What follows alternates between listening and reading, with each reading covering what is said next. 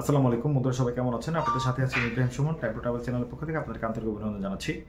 আজকে মালয়েশিয়ার calling visa নিয়ে কথা বলবো।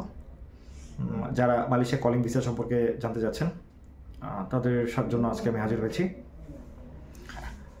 কালকে 15 তারিখ, কালকে হচ্ছে মিনিস্ট্রি মিটিং।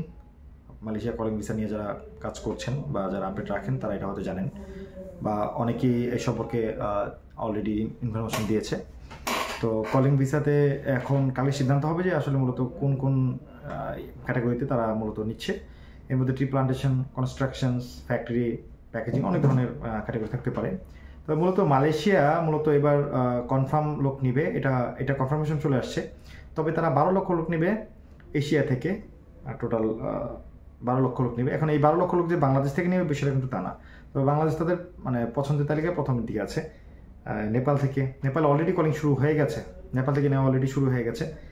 বাংলাদেশ থেকেও হয়তো কালকে মিটিং শেষে জানা যাবে কবে থেকে আমরা প্রসেসিংটা করতে পারছি।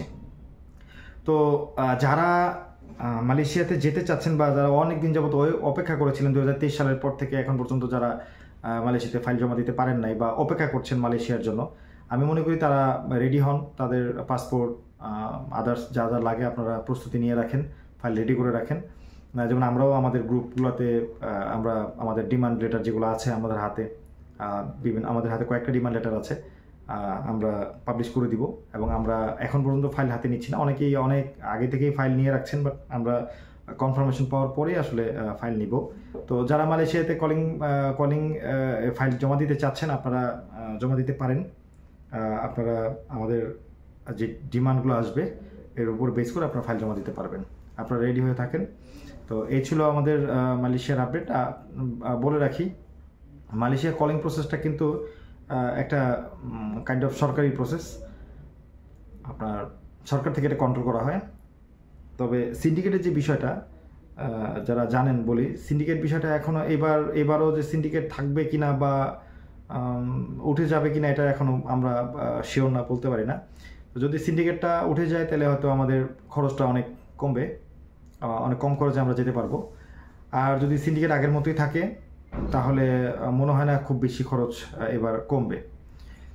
তো তারপর আমি একটা ধারণা দিয়ে রাখি, আমরা 3.5 থেকে 4 হয়তো হতে পারে, এর বেশি মনে হয় না খরচ হতে পারে। এখন মধ্যে একটা ধারণা, আমি ক্লিয়ার না, বাট আমার মনে হচ্ছে যে যদি সব ঠিকঠাক থাকে তাহলে 3.5 থেকে 4-এর ভেতরে আমরা হয়তো মালয়েশিয়াতে কলিং ভিসাতে আমরা করতে পারবো, প্রসেসিংটা আমরা হয়তো করতে পারবো।